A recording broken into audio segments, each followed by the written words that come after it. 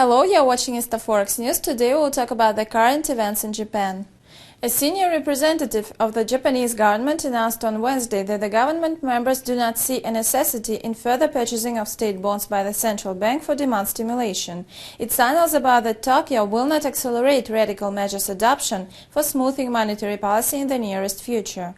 According to the speech of Keisuke Tsumori, parliamentary secretary of the minister's cabinet who is responsible for the economic policy, the parliament members recognize that too large-scale bonds purchasing by the Bank of Japan may cause long-term rates upturn, raising the fears of market participants regarding the fiscal discipline of the government. Next week, the two-day meeting of the Bank of Japan will be devoted to the monetary policy. Some analysts suppose that during the meeting, the board would soften the monetary policy, giving the banks an access to cheaper loans. Nevertheless, despite rising political pressure, the central bank is expected to take such new radical steps as advancement of the bonds purchase volume, as these measures seem counterproductive for the bank because they may boost the interest rates and slow down the personal demand. Some high-ranked government representatives call the Bank of Japan for making everything possible to prevent the bank from deflation, putting pressure on the private sector demand. The Prime Minister of Japan, Yukio Hatoyama, stated on Wednesday that the Japanese central bank has to support the economy carrying out the proper monetary policy.